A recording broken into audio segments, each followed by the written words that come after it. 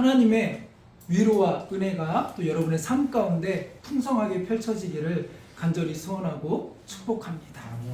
또 이 예배 가운데 또 하나님이 상황에 따라 형편에 따라 늘 만지시는 그런 위로와 또 새 힘을 주시는 그러한 격려가 늘 있기를 축복하고 기도합니다.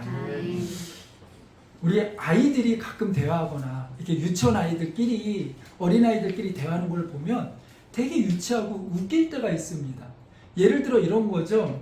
한 애가 갑자기 막 이렇게 있다가 제 빨간 양말 신었대 이러면 애들이 다 어떻게 해요? 와, 제 빨간 양말이래. 별로 놀릴 것도 아니고 웃을 것도 아닌데 한 아이가 뭔가를 지적하고 시작하면 모두 다 어떻게 해요? 그냥 막 웃습니다. 그럼 그 아이는 지목당한 아이는 어때요? 얼굴이 빨개지고 별로 그게 그렇게 위축될 일도 아닌데 그렇게 됩니다.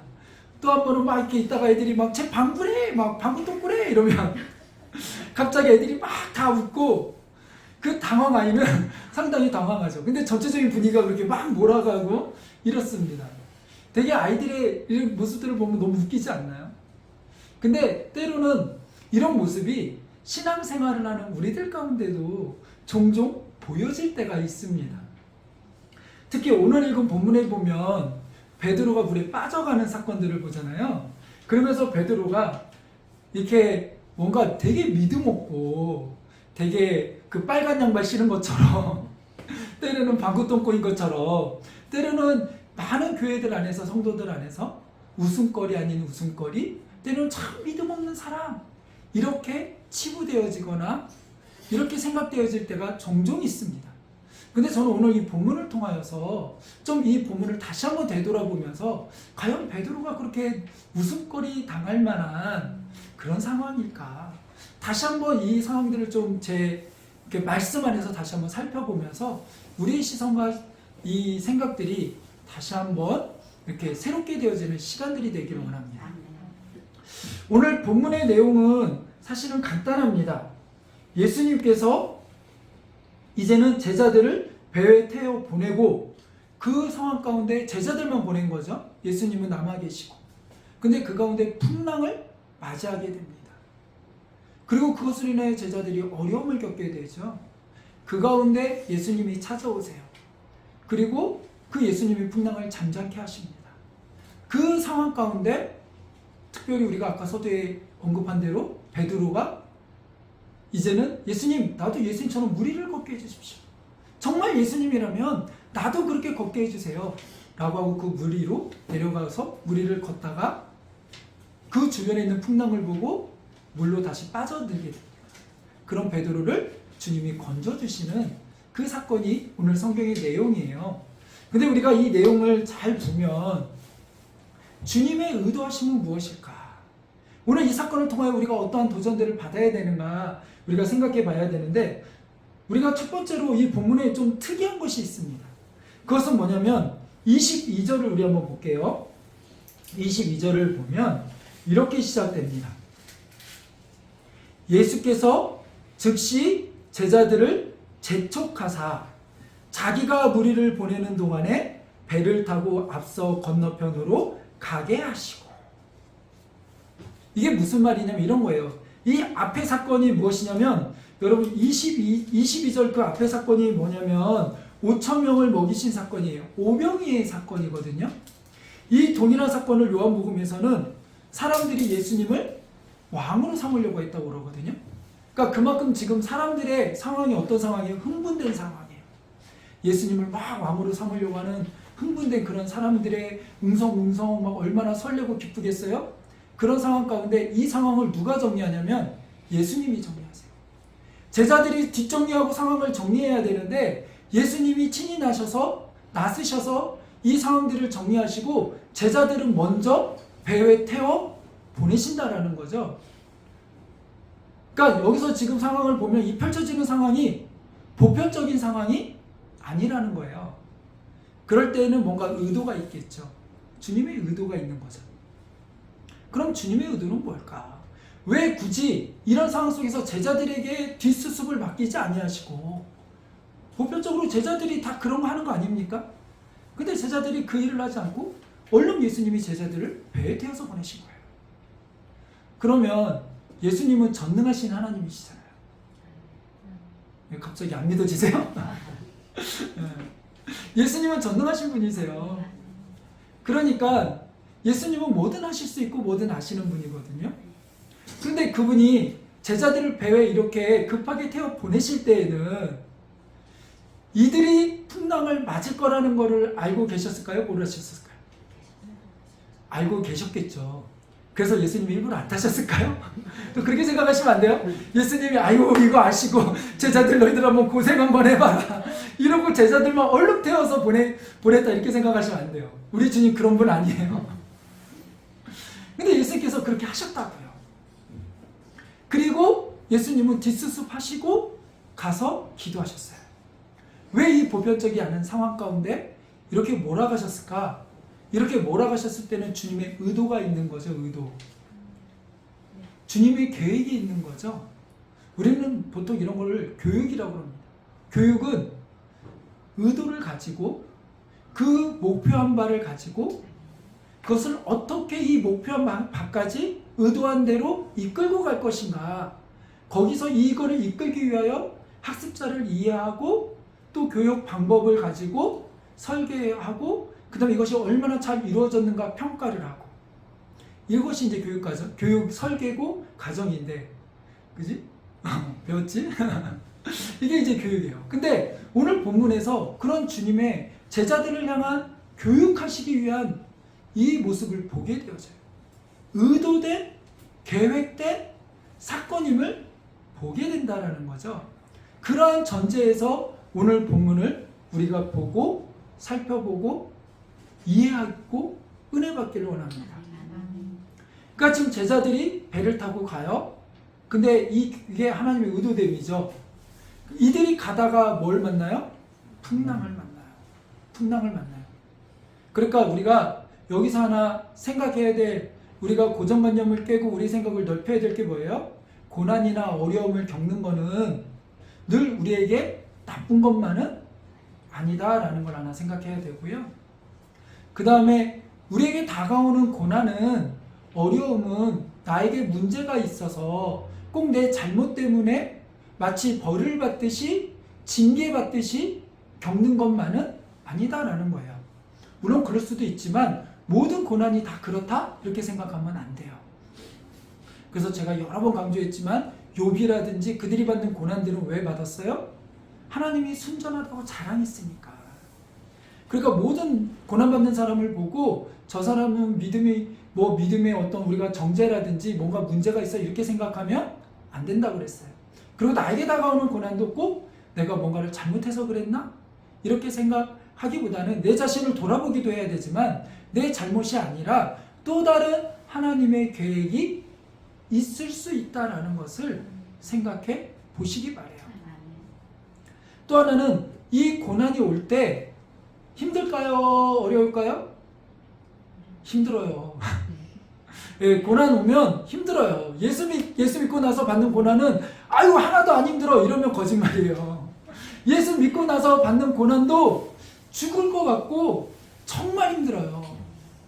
그거를 인정하셔야 돼요. 오늘 제자들도 배를 타고 가다가 고난을 겪고 풍랑을 겪잖아요.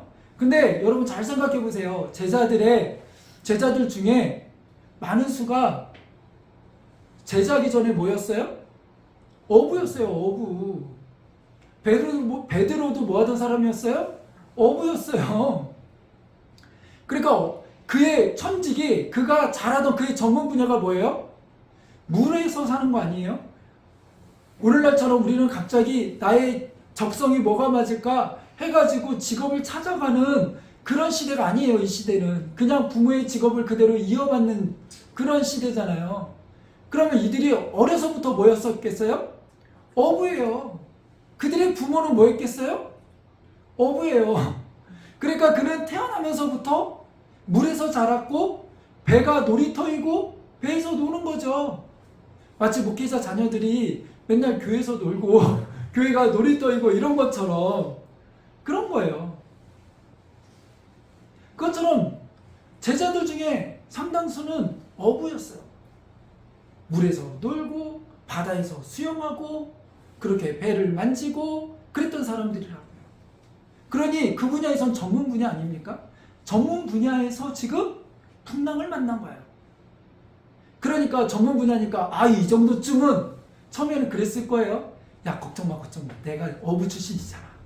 딱 하고 막 다른 제자들 앞에 뻐기면서 야, 나만 믿어, 나만 믿어. 야, 안드레 너 저기 잡고 키 잡고 너는 저기 하고 막 이랬을지 몰라요. 한번 생각해 보세요.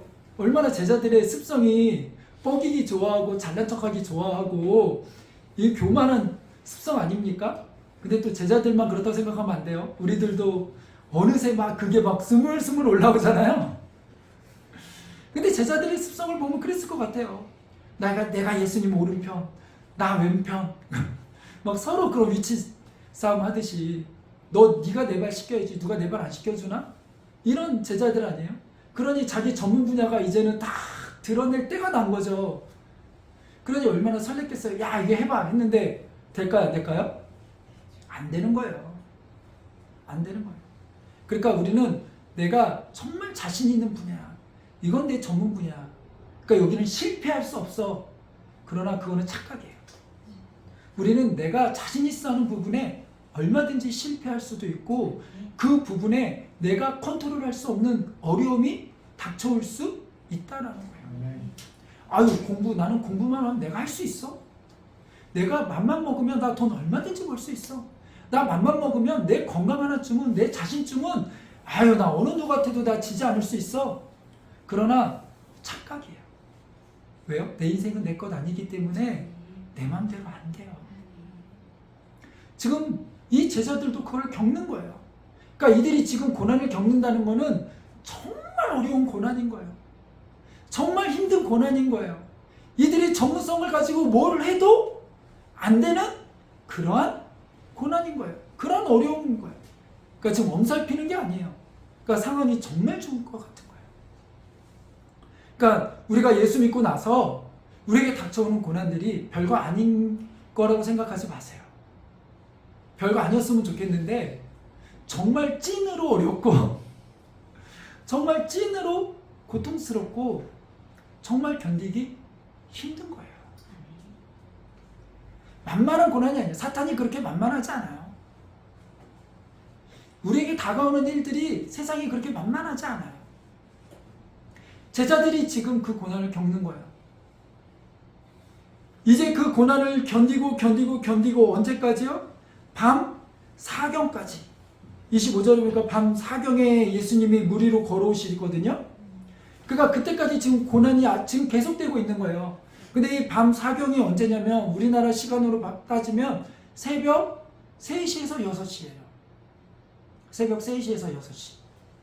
그럼 그때는 정말 힘든 때 아닙니까? 육체적으로 그냥 깨어 있어도 가장 졸리고 힘든 시기인데 이 고난 가운데 견디면서 이 배를 붙잡고 씨름하며 나가던 그 시간 얼마나 힘든 시간이에요. 얼마나 괴로운 시간이에요. 근데 그 시간에 지금 누가 오십니까? 예수님이 오는 거예요. 그리고 새벽 3시에서 6시 사이면 잘 보일까요? 보이지도 않는 거죠. 풍랑 때문에 정신도 없습니다. 근데 저 멀리서 뭔가 어렴풋이 그림자 같은 실루엣이 보여요. 얼마나 놀랬겠어요. 그냥 진짜 까무러칠 거예요. 이거는 뭐냐 도대체. 이게 어쩐 일이냐. 상상할 수 없었던 일들이 지금 제자들 가운데 펼쳐지는 거죠. 때론 우리들의 삶 가운데도 그렇게 생각도 못했던 일들이 우리에게 다가올 때가 있는 거죠. 한번 인생 여정을 한번 되돌아보세요. 내 인생에 내가 이런 일을 겪을 줄이야. 그죠? 근데 또 겪게 되더라고요.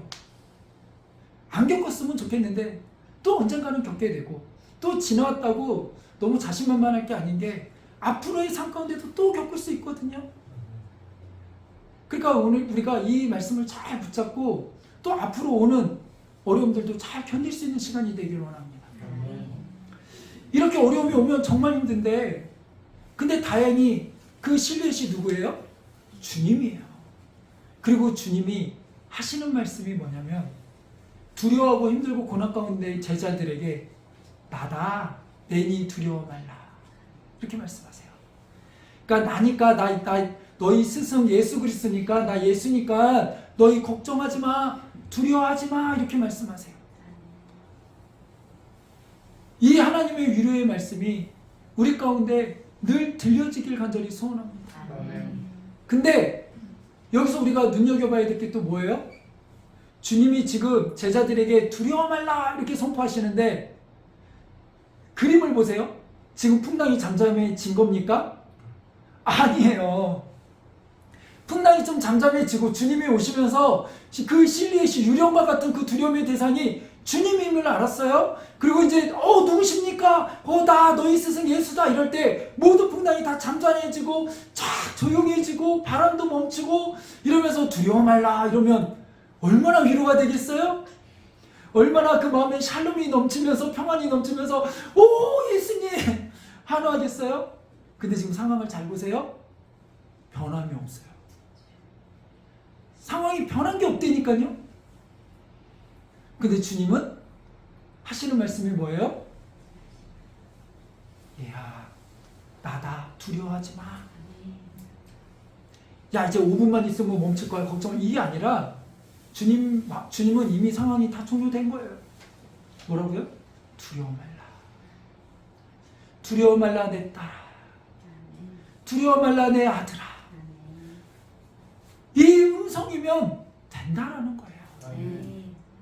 우리는 이 상황이 끝나야, 이 상황이 종료돼야 우리는 그래야 끝났다라고 생각하는데 주님은 그게 아니에요. 주님이 찾아오시고 주님의 음성이 들리는 그 순간 우리는 모든 게 끝났다. 우리의 모든 것은 끝났다. 그렇게 생각하라는 거예요.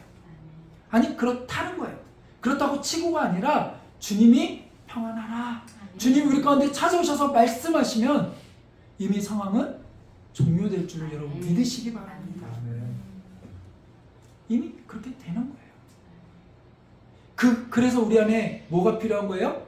믿음이 필요한 거예요. 우리 안에 힘들고 어려움이 있습니까? 두려움이 있습니까? 네, 있죠. 없을 수 없어요. 크고 작은 다 두려움들이 있어요. 그러나 그때마다 우리가 기억해야 될 메시지는 무엇입니까? 하나님이 우리에게 분명하게 치솟지 못하게 하려고 하나님이 딴소리 안 하시려고 성경에 분명하게 기록해 놓으셨어요. 뭐라고요? 염려하지 말라. 두려워 말라. 내가 주는 마음은 평안이다라고 말씀하셨어요.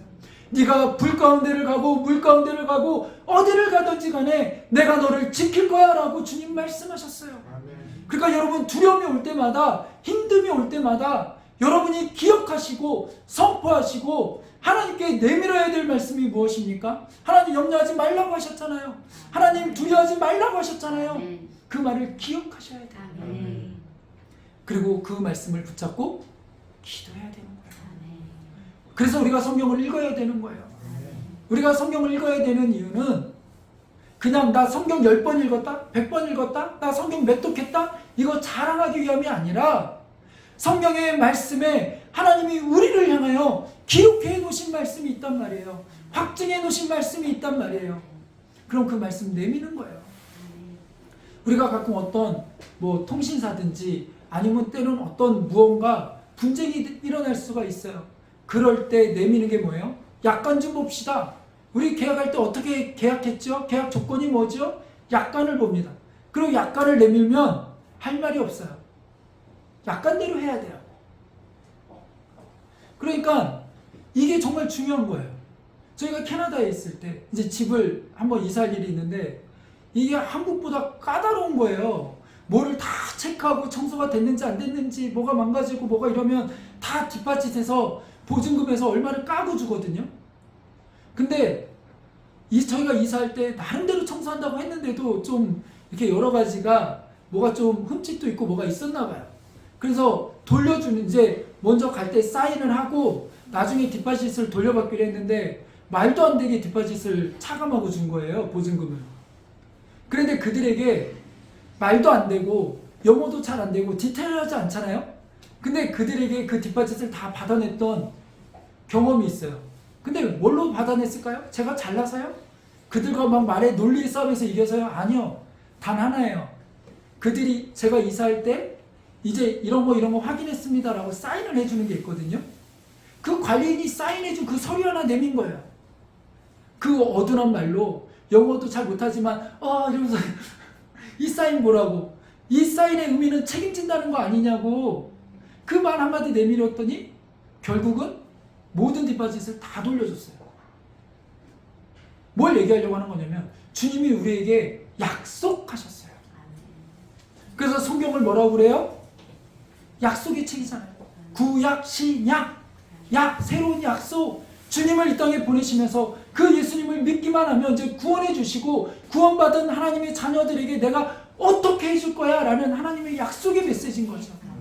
그 약속의 메시지가 오늘 우리에게 뭐라고 말씀하세요? 두려워. 염려하지 마. 힘들어하지 마. 내가 너와 함께 할 거야. 이거 잘 같이 견디고 이겨내보자.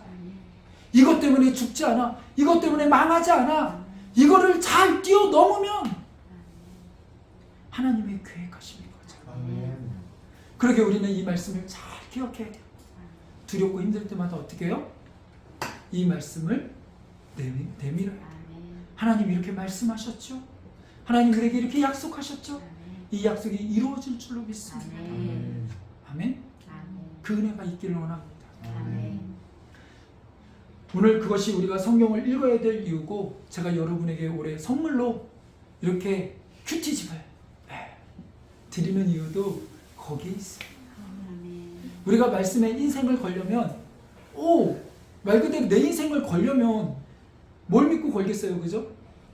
말씀에 건다는데 그 말씀이 도대체 뭔지 하나님 말씀이 뭘 하셨는지 알아야 걸 거 아닙니까?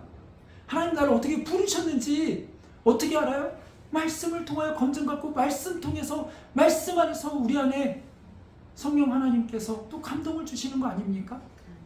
그렇기 때문에 우리는 말씀으로 씨름하는 올 한 해가 되어야 될 줄로 믿습니다. 이렇게 주님은 제자들 가운데 찾아오세요. 그리고 이제는 그 상황들 속에 베드로가 도전을 합니다. 뭐라고요? 정말 주님이시면 나도 물 위에 걷게 해주세요. 참 멋진 발상 아닙니까? 우리는 베드로가 풍랑이 보고 빠진 것만 보고 물에 빠졌대. 빨간 양말 신었대. 막 이렇게 보는데 사실 여기서 어느 누가 나도 물 위를 걷겠습니까? 하나님 나도 물 위를 걷게 해주십시오. 상상이나 했겠어요? 정말 멋진 도전 아닙니까? 어떻게 보면 베드로의 생각은 좀 뭔가 다른 것 같아요. 정말 멋지지 않습니까? 아무도 생각하지 못한 일을 합니다. 그리고 정말로 주님은 그것을 허락하시고 베드로는 그 물 위를 걷습니다. 성경에서 누가 예수님처럼 물 위를 걸어본 경험을 한 사람이 있을까요? 없어요. 그렇게 물 위를 걷는 경우, 이건 놀라운 일이죠. 놀라운 일. 우리는 종종 우리의 생각과 우리의 가치관과 우리가 갖고 있는 기본적인 생각의 틀이라는 게 있거든요. 거기서 벗어나면 엄두를 못 내요. 그래서 우리가 여러분 잘 생각해 보세요. 기도할 때도 못 모를 때 더 큰 기도할 수 있어요. 우리 아이들 보면 못 모르니까 막 나의 꿈은 대통령입니다. 막 이러고. 제가 우리 엄마 아빠 집도 사주고 차도 사주고 뭐도 사주고 못 모르니까 할 수 있는 거예요. 그죠? 아이들의 생각은 그걸 넘어 있기 때문에 굳이. 근데 점점 크면서 우리는 압니다. 야, 이게 그게 아니구나. 자꾸 그러면서 내 생각으로 제안을 하죠. 내 스스로를. 그러면서 기도 제목도 이건 좀 기도해봐도 조금은 될 것 같다. 이거는 기도해도 안 돼. 스스로 내 나름대로 검열하며 기도 제목도 내 스스로 너무 작게 만들지는 않습니까? 주님은 전능하신 분이라며요. 믿는다며요. 그럼 그 믿는다라는 게 내 삶에 어떻게 표현되어야 될까요? 베드로는 그거를 표현한 거예요. 어떻게 보면 물 위를 나도 걷게 해주세요. 주님. 나도 주님 따를 수 있게 해주세요. 주님 부르심이 뭔지는 모르겠으나 하나님 내 안에 이런 마음 아픔이 있습니다. 내 안에 이런 안타까움이 있습니다. 하나님 이거 내게 허락해 주세요. 하나님 내게 이거 허락해 주세요. 상황적으로는 안 되죠. 형편적으로는 안 되죠. 그렇지 않습니까? 근데 하나님은 되시잖아요. 늘 얘기하지만 제가 질문 하나 할게요. 자, 하나님 편에서 감기를 고치는 것과 코로나를 고치는 것과 죽은 사람을 살리는 것과 암을 고치는 것, 어느 게 더 쉽고 어려울까요? 똑같아요. 아멘. 우리 이렇게 잘 아는데 왜 살면서 이게 잘 적용이 안 될까요? 그죠? 왜 너무 잘 아는데, 그죠? 똑같아요. 우리한테는 어렵지만 주님한테는 똑같다고요. 왜요? 하나님 우리를 만드신 분. 하나님이 세상에 창조주시니까. 그러니까 베드로의 그 모습은 어떻게 보면 멋진 거예요. 멋진 거예요. 저는 우리 안에 그러한 선포와 도전이 일어나기를 원합니다. 그래서 오늘 제목이 뭐냐면 빠져도 괜찮아요. 빠져도. 그 경험이 나중에 베드로에게는 엄청난 그 사역을 하면서 놀라운 재료가 될 거예요. 그렇지 않습니까? 저처럼 이렇게 막 설교하고 뭐하고 하면서 제가 베드로였다면 뭐 그랬어. 야, 그때 니네 아냐? 내가 무리를 걷는데 그 한 발 한 발 첨범 하나님이 이러신 분이야. 우리 안에 믿음의 이 도전은 계속돼야 돼요. 빠지는 거 너무 걱정하지 마세요. 더 베드로가 너무 잘 알기 때문에 그게 더 무서웠을 거예요. 못 모르는 우리들은 그냥 풍랑 보면 그냥 풍랑이지 이러지만 베드로는 그 풍랑이 어떤 풍랑인지 더 잘 아니까 더 겁이 났을 거예요. 순간적으로. 그러다 보니까 믿음이 순간적으로 흔들릴 수 있어요. 우리도 그럴 수 있어요. 우리도 그럴 수 있어요. 근데 중요한 것은 뭐냐면 또다시 일어나면 돼요. 또다시 마음을 가다듬으면 돼요. 중요한 것은 도전하지 않는 게 문제예요. 않는 게. 서핑이나 그 다음에 인란이나 이런 거 이렇게 배우러 가면 제일 먼저 가르쳐 주는 게 뭔지 아세요? 넘어지는 거죠. 넘어지는 것부터 가르쳐 주세요. 왜요? 넘어져야 일어나고 배우니까. 넘어져야 일어나서 배우니까. 넘어지는 것부터 배워요. 아이들이 한 번도 안 넘어지고 걷는 사람 있을까요? 없을까요? 없어요. 넘어지는 건 나쁜 거 아니에요. 사탄은 자꾸 속여요. 쟤 넘어졌대. 쟤 실패했대. 그러나 그건 실패가 아니라 과정이에요. 오늘 베드로를 우리가 우습게 보면서 놀릴 그런 상황이 아니에요. 얼마나 오히려 이 모습에 도전을 받아야 되는 거예요. 얼마나 놀라운 도전입니다. 닉 부이치라는 사람이 있습니다. 그 사람은 팔도 없고 다리도 없습니다. 몸에 진짜 발가락 같은 몇 개 붙어 있어요. 몸통만 있어요, 얼굴은. 근데 그가 뭘 할 수 있을까? 여러분 생각해 보세요. 아무것도 할 수 없을 것 같지 않아요? 그가 뭘 할 수 있겠어요? 근데 그는요, 공놀이도 하고요, 별거 다 합니다. 파도도 타고요, 별거를 다 합니다. 그렇게 할 수 있는 이유는 뭘까요? 계속해서 도전하기 때문이에요. 포기하지 않기 때문에 그래요. 자기 생각에 갇히지 않기 때문에 그래요. 근데 때로는 우리는 손발 다 있는데 닉 부이치보다 더 할 수 있는 게 없는 그런 경우가 너무 많아요. 나이로는 젊음인데 오히려 나이 드신 어르신들보다 더 어르신 같은 친구들이 종종 있어요. 우리 어르신들이 생각이 더 젊은 그런 분들이 더 많아요. 중요한 것은 우리는 도전하는 거예요. 그냥 좋은 말로 도전하세요가 아니라 무엇에 근거해서요? 하나님 말씀에 근거해서. 하나님이 이렇게 하라고 하셨으니까. 그래서 그런 거예요. 그래서 우리가 넘어져도 우리 2023년도는 다시 일어나 도전할 수 있는 우리가 되길 원합니다. 무언가를 해보기 원합니다. 내가 시작도 전에 나 이거 못해요. 나는 상황이 이래서 못해요. 나는 부모님이 돈도 별로 없고 나를 이렇게 밀어주지 못해서 못해요. 아니요. 그거 상관없어요. 하나님이 하시면 돼요. 하나님이 하시면. 하나님이 우리 아버지시니까 그 하나님께 아뢰며 기도하며 나아가면 돼요. 아, 나는 나이가 이렇게 많은데요. 아니요. 상관없어요. 할 수 있어요. 아멘? 아멘. 하나님이 하시면 돼요. 오늘 제가 아까 서두에 얘기했죠. 이거 특별한 참 보편적이지 않은 사건이라고. 하나님의 계획이 있다고. 하나님의 계획은 뭘까요? 오늘 이 사건을 통하여 하나님이 계획하신 의도와 목적과 그 이유는 무엇일까요? 오늘 또 한 구절 한번 보기 원합니다. 자, 우리 31절입니다. 31절을 다 같이 한번 읽겠습니다. 시작. 예수께서 즉시 손을 내밀어 그를 붙들어 잡으시며 이르시되 믿음이 작은 자여 왜 의심하였느냐 하시고. 아멘. 뭐래요? 믿음이 적은 자들아. 저는 이게 참 은혜가 돼요. 하나님 뭐라 그래요? 믿음이 없다 하지 않으셨어요. 믿음이 없는 녀석들아. 이렇게 얘기하지 아니하시고 믿음이 뭐래요? 있기는 있대요. 그죠? 우리 안에도 믿음이 있는 줄을 믿습니다. 근데 이 믿음을 왜 자꾸 지목하시냐면, 왜 믿음이 적음을 책망하실까요? 예수님께서 제자들을 부르신 이유는 뭘까요?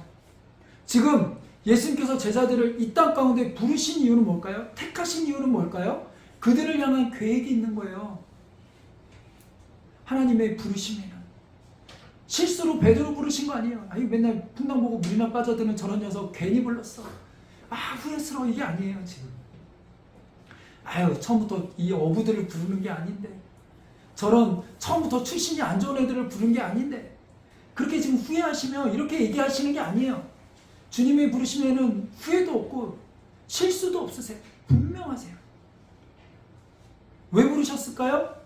하나님 나라를 위하여 부르시고, 예수님께서 이제는 구원의 은혜를 우리 가운데, 모든 인류 가운데, 모든 민족과 족속들 가운데 선포하시고 그 가운데 교회를 세우기를 원하시는 그 사명을 누구에게 맡기셨어요? 제자들에게 맡기셨어요. 우와, 너무 거대하지 않아요? 처음부터? 어마어마하죠? 이 사명을 누구에게 맡기셨다고요? 제자들에게 맡기셨다고요. 제자들, 근데 상황이나 형편을 보면 손가락질 받을 만한, 어떻게 보면 출신들이 별로 좋지 않아요. 이 당시 더 좋은 출신들도 많고 더 많은 능력 가진 사람 많아요. 근데 그들을 부르지 아니하시고 이들을 부르신 이유, 오늘날 이 땅 가운데도 나보다 더 잘난 사람 얼마나 많아요? 나보다 돈 많고 능력 많은 사람 얼마나 많아요? 나보다 실력 많고 그런 사람 얼마나 많아요? 그럼에도 불구하고 하나님이 우리를 부르셨을 때에는 우리를 향한 계획이 있다라는 거죠. 그리고 우리가 하나님 자녀 되었을 때는 어떻게 우리가 하나님 자녀 되었어요? 믿음으로 됐잖아요. 그러니까 최소한은 우리 안에도 무엇이 있다라는 거예요? 믿음이 있다라는 거예요. 그 믿음을 가지고 이제는 하나님 계획하신 일을 이루려 하는데, 그거를 감당해야 되는데, 그 믿음의 분량이 베드로에게 있어야 되는 거죠. 그러니까 그 믿음의 분량을 키우기 위한 훈련을 시키는 거예요. 시키는 거예요. 우리 군에서 생활해 보셔서 알지만 막 멀리서 이렇게 낙하산 타고 하는데, 특전사들 처음부터 낙하산 바로 아무렇지도 않은데 무조건 가가지고 야 일로 와, 그 낙하산에서 떠밀고 이러지 않잖아요. 거기서 내리기 전까지 그 실전의 훈련을 하기 위해서 바닥에서 얼마나 훈련하는지 몰라요. 얼마나 구르는지 몰라요. 그 한 번 타기 위해서 정말 힘들어요. 막 그때는 죽을 것 같아요. 막 입에 거품 물고 빨리 그냥 차에 탔으면 좋겠다. 때가 돼야 타요. 그것을 위하여 훈련하는 거예요. 믿음에. 제자들은 지금 그 믿음의 훈련을 겪고 있는 거예요. 그러니까 처음에는 보면 베드로가 별 볼 일 없는 것 같고, 맨날 나는 예수님 혈기만 막 망성해가지고, 예수님 나는 절대 예수님 부인 안 해요. 나는요 쟤네들 다 부인해도요, 쟤네들은 이래도요 나는 절대 부인 안 합니다. 나는 믿어보세요 했던 그런 베드로 아닙니까? 근데 여지없이 무너지잖아요. 그게 우리의 모습이에요. 남 얘기할 거 없어요. 그거 보고 비웃을 거 없어요. 제가 그랬거든요. 성경에서 뭐 이렇게 맨날 바보 같은 사람들이 있나. 근데 제가 그러더라고요. 하나님 그렇게 마련해 주셨는데 조금만 내 생각과 다르게 상황이 펼쳐지면 그것이 하나님 이게 뭡니까? 그것이 하나님 원망하고 불평하고 믿음 없는 사람처럼, 그게 우리의 모습이에요. 근데 중요한 건 하나님은 거기서 점 찍고 끝내지 아니하시고 또 인내하시고 또 기회를 주시고 우리를 그렇게 이끌어 가시는 거예요. 그래서 빠져도 괜찮아요. 하나님이 어떻게 해요? 꼴깍 할 때 또 건져 주시더라고요. 꼴깍. 나는 죽을 것 같다고 꼭 들어가는데 주님 건져 주세요. 그리고 또 은혜를 주세요. 그리고 포기하지 아니하시고 그 주신 사명 감당할 수 있도록 역사하세요. 그 역사하시는 하나님이 누구의 하나님이에요? 저기 장로님의 하나님, 집사님의 하나님 아니에요. 저희 딴 사람 얘기하면 안 돼요. 누구요? 나의 하나님. 나의 하나님. 그러게 우리에게 희망이 있는 거 아닙니까? 우리 안에 기대가 있는 거 아닙니까? 세상은 희망이 없다라고 얘기할 수 있어요. 아우 저는 오합지졸 가지고 무엇을 한다고. 그러나 하나님이 함께 하시면 돼요. 나는 오합지졸일 수 있고 나는 아무것도 아닐 수 있지만 하나님이 우리와 함께 하시면 돼요. 여러분의 삶에 그 놀라운 축복과 은혜가 펼쳐지길 원합니다. 하나님의 계획은 믿음의 분량을 키우는 거예요. 왜요? 하나님이 부르신 계획과 뜻이 있으니까. 그러니까 여러분이 힘들고 어려움이 오면 이제는 믿음으로 견딥시다. 근데 쉽지 않을 거예요. 그럴 때마다 어떻게 해요? 서로 격려하고 서로 기도해주고 하나님 주신 이 말씀 붙잡고 실천해서 이제는 승리하는 우리들이 되기를 간절히 소원합니다. 우리 이 말씀 붙잡고 우리 함께 기도하길 원합니다.